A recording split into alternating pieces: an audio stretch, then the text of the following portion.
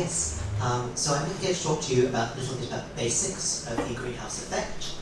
So the greenhouse effect, we've known that something in our atmosphere was keeping us warmer than you'd expect a sort of naked rock to be for about 200 years now. And we've discovered that it is CO2 amongst other gases. So CO2 and these other gases allow sunlight through. Sunlight is then absorbed by the Earth and re-radiated as infrared. This can't escape quite so easily as the sunlight came in. This is exactly the same effect as you see in a greenhouse itself, keeping greenhouses warmer than the outside. In terms of actually witnessing that effect in the real world, you can see over many thousands of years, we've seen this great correlation between the temperature and the CO2 concentration. There are other things that also influence the Earth's temperature, but actually CO2, at least on the 1,000-year timescale, is overwhelmingly the strongest force. And you'll see that today there we are at a higher point in terms of CO2 than we ever have been over this 8,000-year period that we have ice core data for. We haven't yet caught up to where you might expect us to be in terms of temperature with that, and we're very much hoping that we won't.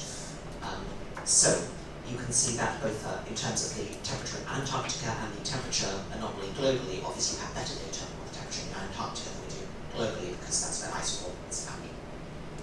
You can see that in the temperature record, which we can measure with thermometers over the 100 years or so that we've had thermometers to do this measurement. Again, CO2 has been relatively smoothly increasing. Again, you can see there are other factors that also influence temperature, such as volcanic activity, and you do see therefore anomalies in those. But on the whole, the correlation is really quite excellent, because CO2 is the main thing that's been systematically changing over this time period. Humans are responsible for essentially all of this rise in CO2 that we've seen here.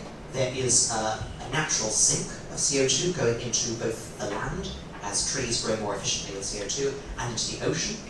This has reduced the amount of CO2 in the atmosphere that we might expect to see.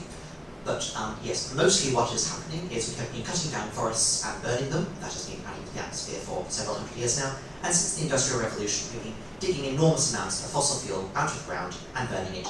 You can detect the different types of carbon in the atmosphere, and you can therefore attribute very confidently that the type of fossil CO2 that we are adding to the atmosphere is a type that's not been part of the Earth's natural cycles for many thousands, or in most cases millions of years. In terms of impact on the UK, we can see that almost all of the last 10 hottest years have been occurring in the last 40 or so years, and overwhelmingly this is increasing in the last decade.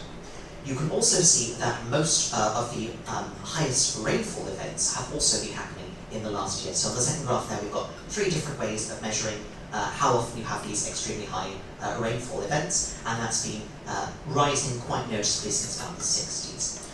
It's not obvious why temperature might cause more rainfall, but basically when it's warmer, you have more evaporation, then there's more water vapor in the sky, and when that nucleates, it falls. So climate change can both cause more droughts and also more floods. But of course, floods also depend on what the area is doing in terms of managing its rivers. And floods are a human and natural event, whereas a drought is more of a pure natural event. So it's better to look at the rainfall rather than the actual instances of flooding. In terms of other impacts of warming, it's important to remember that we have these targets in terms of temperature, but every 0.1 of a degree matters. So the chances of heat waves, floods, and droughts all continuously rise with warming. You may hear lots of sort of scary stories about, oh, if we go over this temperature limit or if we go over that temperature limit, then you'll see this catastrophic collapse. There are a few things like that. So for instance, coral reefs, we can already see experiencing massive levels of these bleaching events. But even there, you'll see that different corals will have different critical points at which they will experience these bleaching events and have them at such a rate that you don't expect them to recover. So even when you are looking at systems that have sort of catastrophic collapse situations, you still want to fight for every 0.1 of a degree that you can in order to prevent too many systems going over that.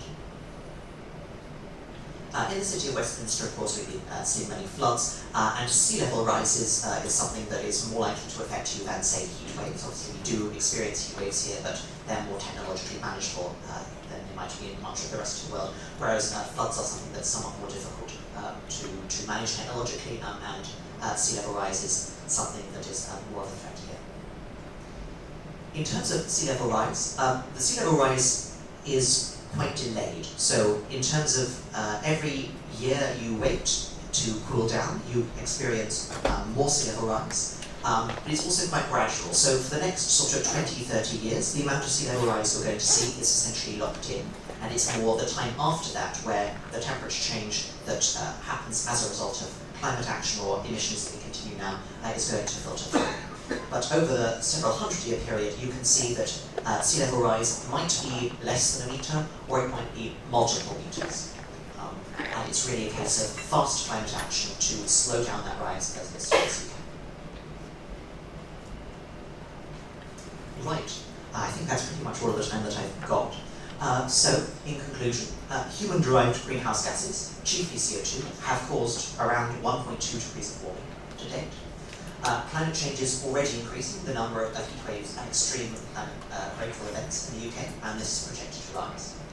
It threatens specific ecosystems like coral and rainfall when you go above temperature thresholds, but there are lots of different temperature thresholds to worry about. Warming will continue until we reach CO2 balance. Beyond that point, it depends on subtle differences in terms of the Earth system, which we don't necessarily have great models on, and also what's happening with other gases like methane. But certainly, like reaching at least near CO2 equilibrium is important to reach thermodynamic equilibrium. Air temperature probably approximately stops at this point. Sea level rise will continue afterwards.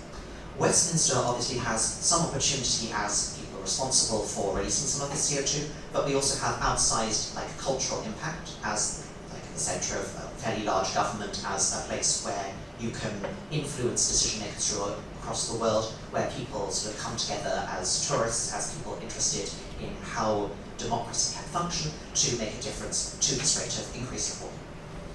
Thank you.